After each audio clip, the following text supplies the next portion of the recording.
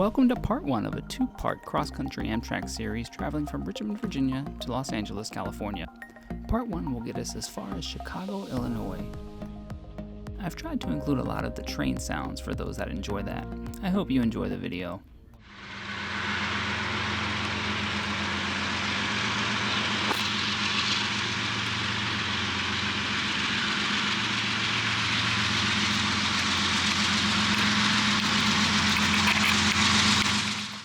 Our trip begins at the Richmond Staples Mill Road Amtrak station. We're waiting for Northeast Regional train number 84. It originates in Norfolk and travels as far as New York, but we're getting off in Washington, D.C. to connect with the Capital Limited to Chicago.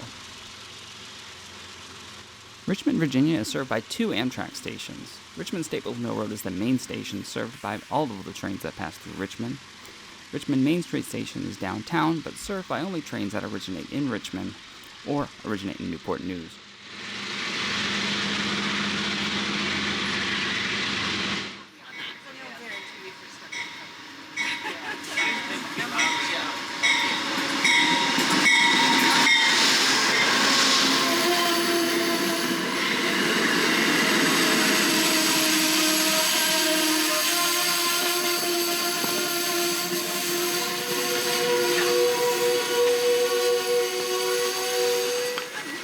Here we are departing Richmond right on time.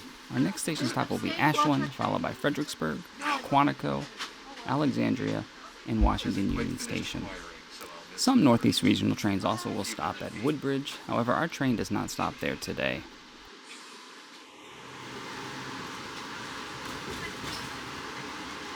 Bye, Richmond.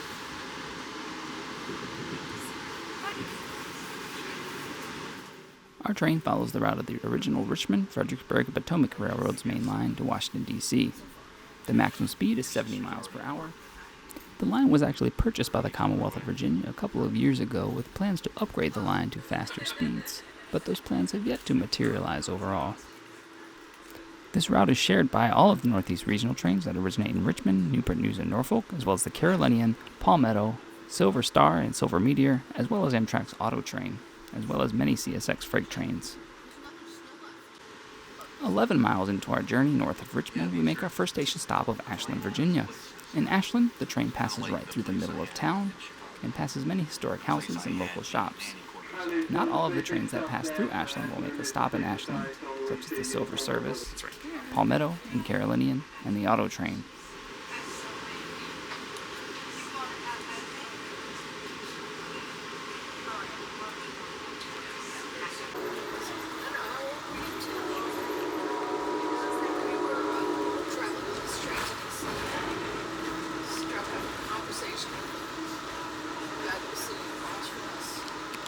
North of Ashland, we're back up at track speed, going towards our next stop of Fredericksburg.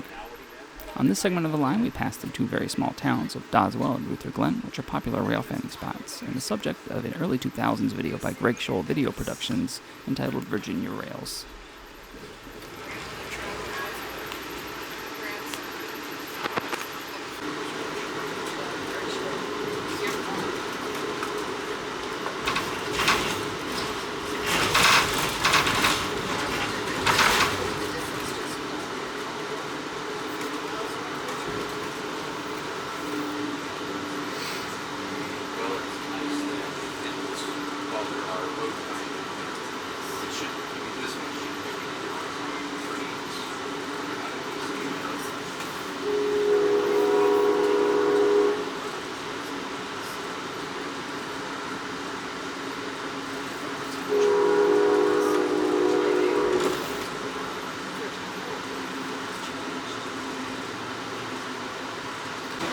Ladies and gentlemen, the next station stop is Fredericksburg. Fredericksburg is the next station stop.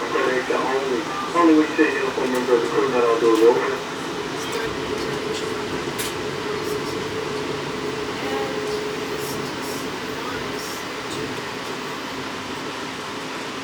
What was it for DC?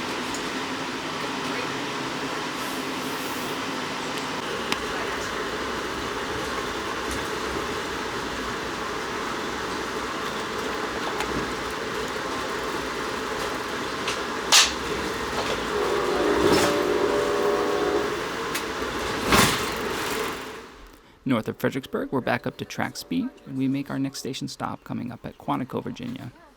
Quantico is a stop for U.S. Marine Corps base Quantico and is the home of the FBI Behavioral Analysis Unit in the fictional series Criminal Minds. Between Fredericksburg and Washington, D.C., we share the line with Virginia Railway Express commuter trains. VRE trains operate from the station in Spotsylvania, Virginia to Washington Union Station, but they only operate on weekdays.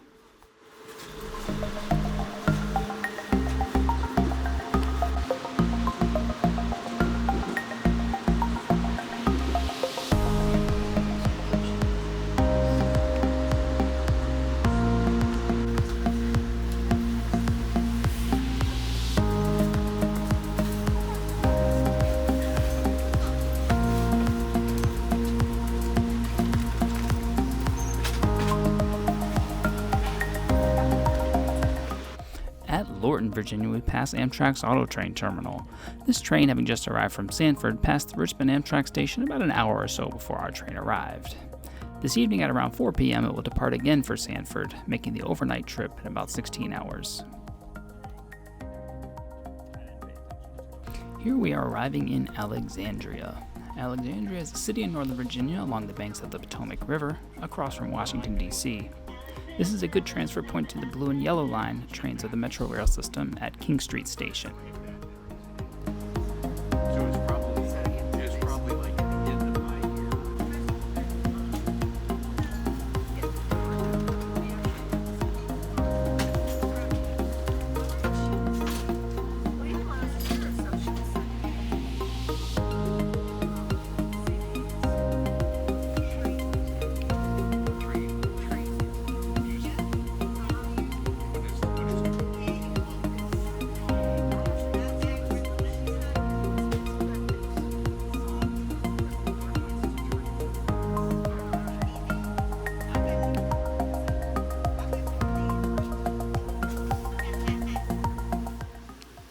Now we're crossing the Long Bridge over the Potomac River between Virginia and the District of Columbia. The Long Bridge is a bottleneck on this route and is subject to replacement in hopefully the near future by the state of Virginia.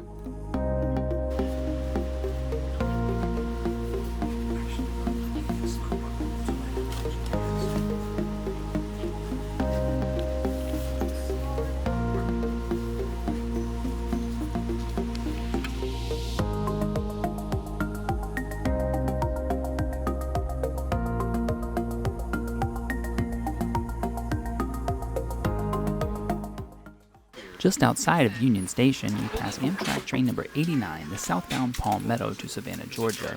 On the head end of this train, you'll see one of Amtrak's brand new ALC 42 locomotives. Yeah, they run out. Sometimes it's a story.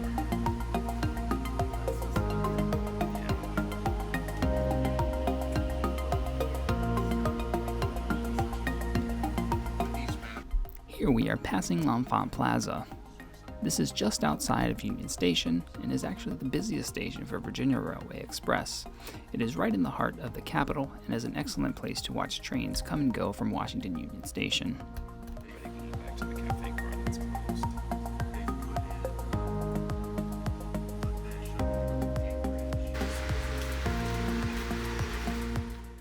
After we arrived right on time into Washington Union Station, we had about 4.5 hours to kill until our train, number 29, left for Chicago.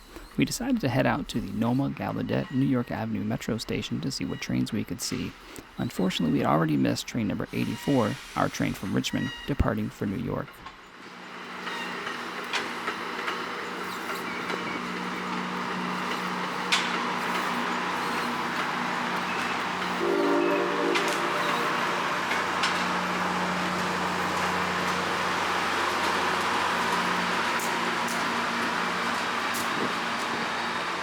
After watching a series of inbound MARC trains go by, we managed to catch this HHP-8 followed by 3 MP36s go by. Unfortunately, it was partially obscured by the passing metro train.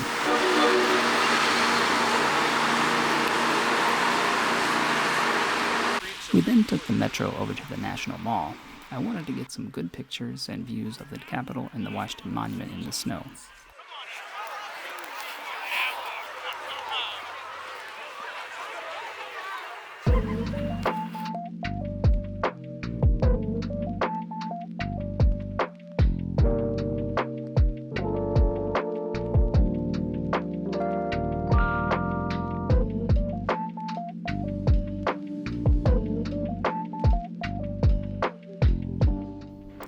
quick afternoon of sightseeing, we returned to Washington Union Station to await the departure of our train. We grabbed a quick lunch and then headed over to the Washington, D.C. Metropolitan Lounge for sleeping car and first-class passengers.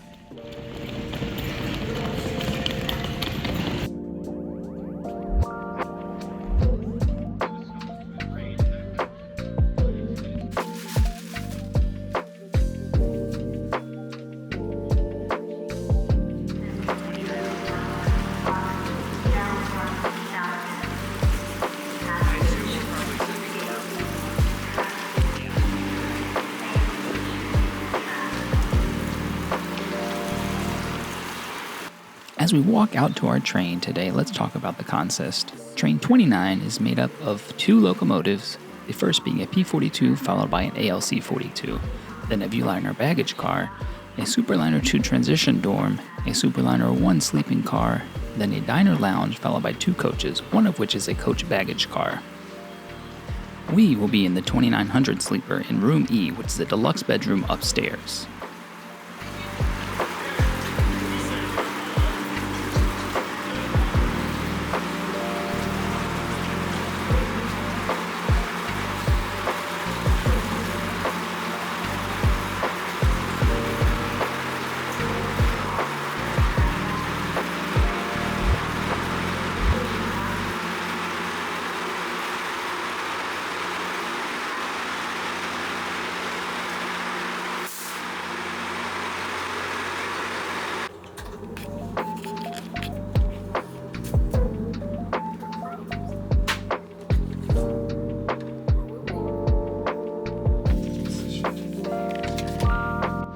We departed Washington Union Station about 25 minutes late, account the equipment not being ready when we were expected to board. They took us initially out to the gate and then walked us back into the lounge, telling us that we had to wait a little bit longer.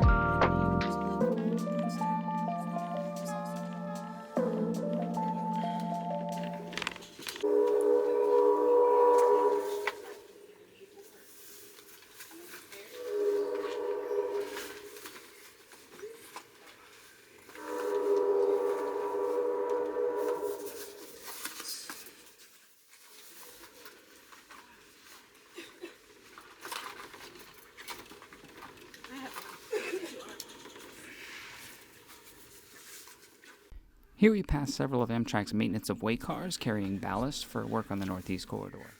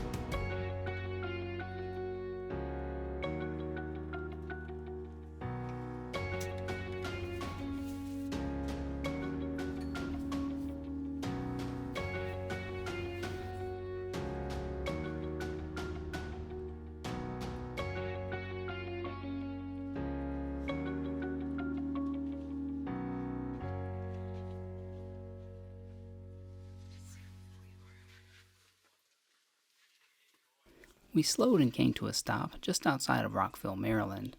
Reportedly, this was due to a malfunctioning crossing gate.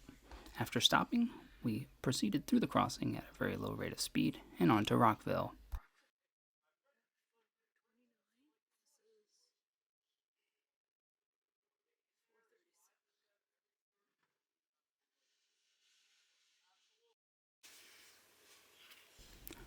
We've arrived at our first station stop of Rockville, Maryland. We've traveled 16 miles northwest of Washington, D.C. Rockville is a suburb of Washington, D.C. in the state of Maryland. It is served by the Red Line trains of the Metro Rail system as well as the Mark Brunswick Line trains.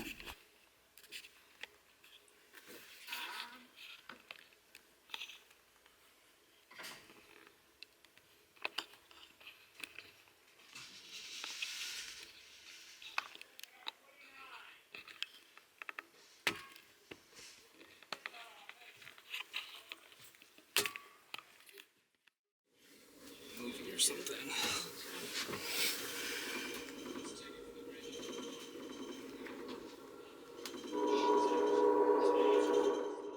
And we're back on the move again, proceeding to our next station stop of Harper's Ferry, West Virginia. Between Rockville and Harper's Ferry, we follow the Potomac River for several miles out of the left side of the train going west. We were seated on the right side of the train today, and I neglected to go out and look out the other window.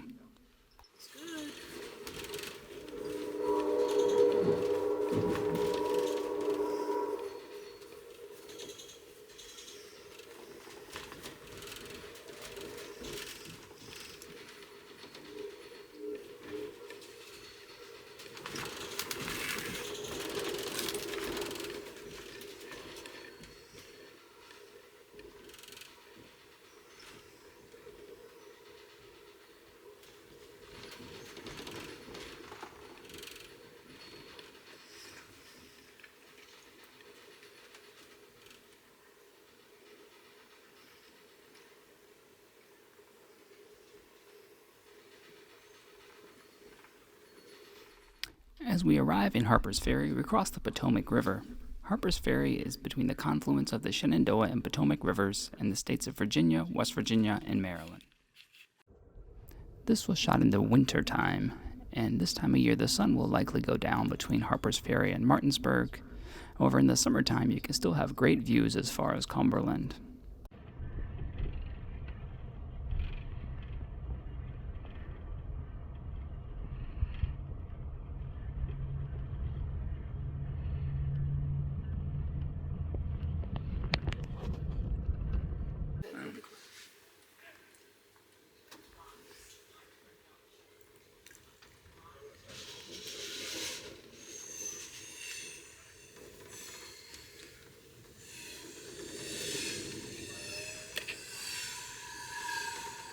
Cumberland, Maryland is a city on the north branch of the Potomac River in Maryland.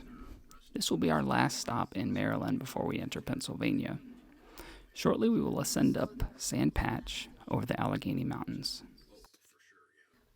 As we leave Cumberland and enter the first night of the trip, we will enter the state of Pennsylvania and make stops in Connellsville and Pittsburgh, Pennsylvania. Pittsburgh is a designated smoke or fresh air stop should you wish to step off. We will then enter Ohio and pass through Alliance, Cleveland, Elyria, Sandusky, and Toledo. I awoke just before we arrived in Toledo. We ate dinner in the diner lounge just before we got to Cumberland. I had the vegetarian kofta kebabs, and they were actually decent, although I didn't take a picture. Next, we'll take a quick tour of our deluxe bedroom and our Superliner 1 sleeping car to show you the amenities that it offers. We were in a Superliner 1 sleeping car, originally built in the early 80s and refurbished in the last decade. It's not the jet-powered sink that they have on some Superliners. A lot of towels and 20 bars of soap. And we have just the seats. Brought a couple extra blankets. There's me. And this is the shower I'm about to use. Very nice. The floor looks a little dirty. I would be taking the upper bunk tonight, leaving the lower bunk for my travel companion. I don't actually mind taking the upper bunk in the deluxe bedrooms because you can still see out the window. I actually slept decently well on this trip in the upper bunk, but I awoke just east of Toledo. Go down and sit here in the morning or late at night if we stop somewhere and I want to take a look out the window. So that's it. This is the deluxe room. Well, it's called a bedroom now. Used to be called deluxe room, and the other one was called economy room, but I'm kind of old, so I still call it deluxe room.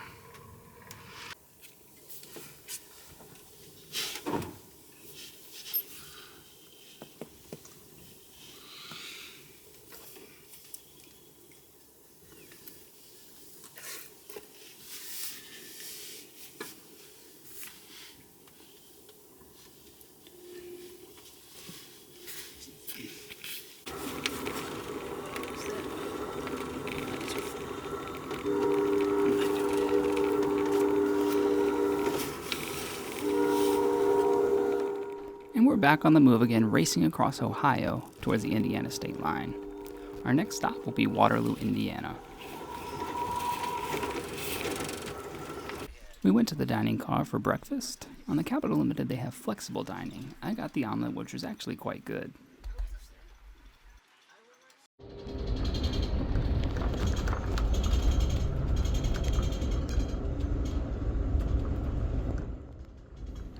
The sun has now risen and we are continuing west towards our next station stop of Elkhart. I always enjoy this part of the ride on the Capital Limited. You go to sleep when it's dark and in mountains, and you wake up racing across the plains of Indiana.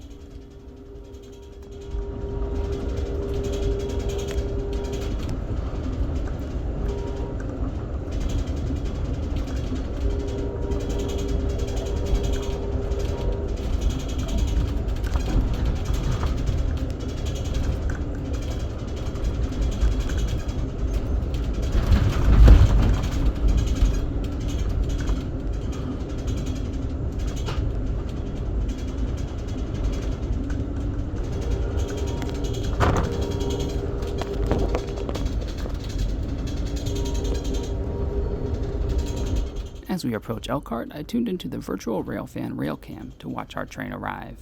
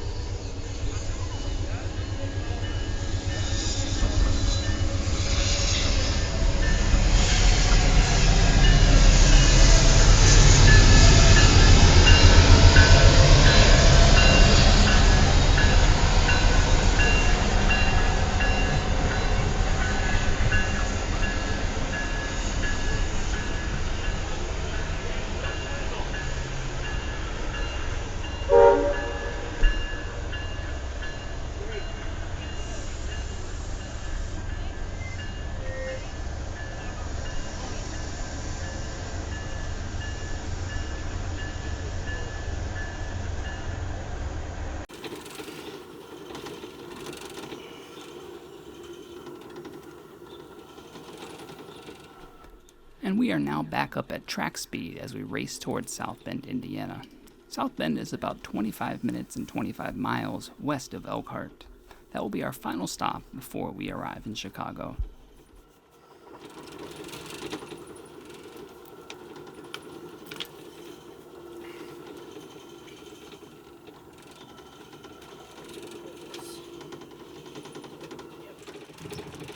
Leaving South Bend, we are about 84 miles and 2 hours from our arrival in Chicago Union Station.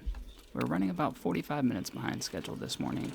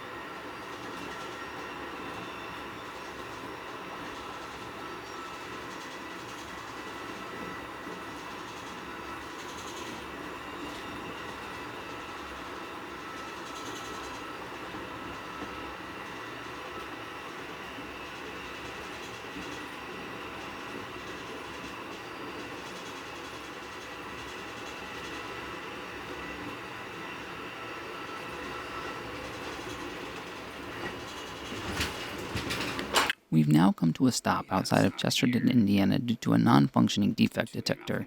Evidently, it did not activate as we went by, and the crew had to stop the train and get off and do a manual inspection of the train consist.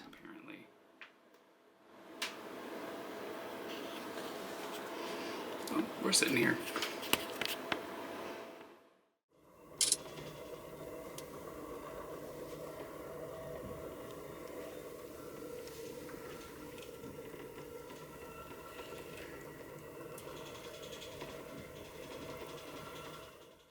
As we approach Chicago, we skirt along the south shore of Lake Michigan. Shortly, the skyline of the city of Chicago will become visible as we get closer. We are passing Hammond, Indiana. This is a former stop on the Capital Limited and Lakeshore Limited route, but currently only a few Wolverines will stop here.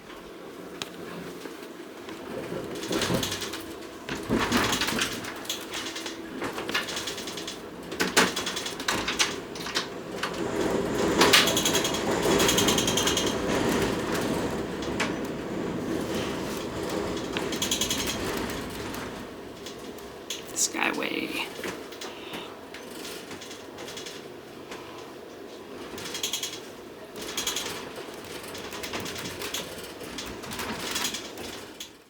We are nearing Chicago as we pass through the city's south side.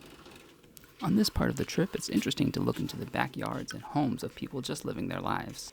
Riding the train gives you a perspective that you may not otherwise get just by driving.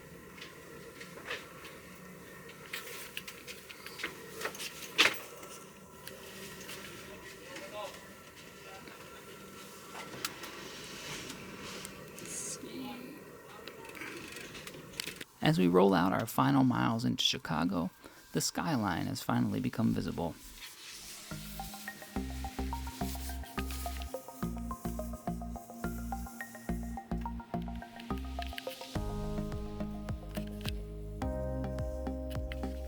Cross over the river into the yards and then down to Union Station. That means we're for 5 minutes from the training. So for those of you in coach, we ask you take this time. Please check your overhead luggage rack around your seats for your personal belongings. Also, folks, we ask in the coach, please put your seats back into the upright position and please put all table trays back in place. We greatly appreciate that.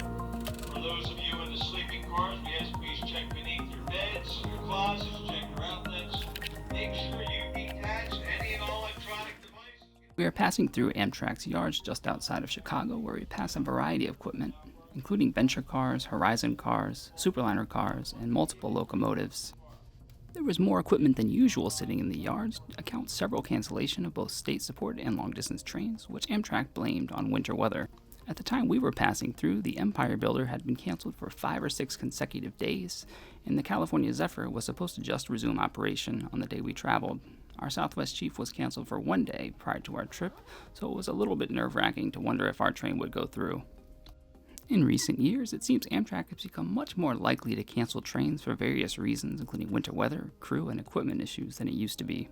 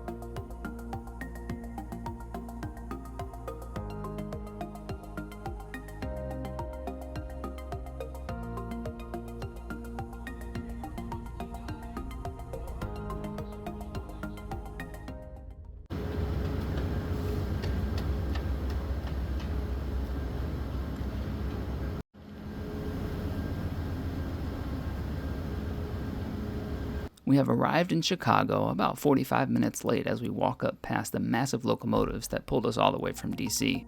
I still find myself awestruck by the sheer size and scale of these locomotives and that they can stay on the track going 80 miles an hour. After we arrived, we entered the station and headed up to the Great Hall, one of the most stunning features of Chicago's Union Station. Having been here around Christmas time, it is always all decked out with a very large Christmas tree, and it's a really cool thing to see. In one corner of the Great Hall, you'll find the Metropolitan Lounge. We'll talk more about this in part 2 of the series. After dropping our bags, we decided to venture out into the frigid Chicago air to get a quick tour of the Windy City. In part 2 of this series, we'll venture back to Chicago Union Station while we wait for our connecting train, the Southwest Chief, that will take us all the way to Los Angeles. More about that in part 2, which is coming soon.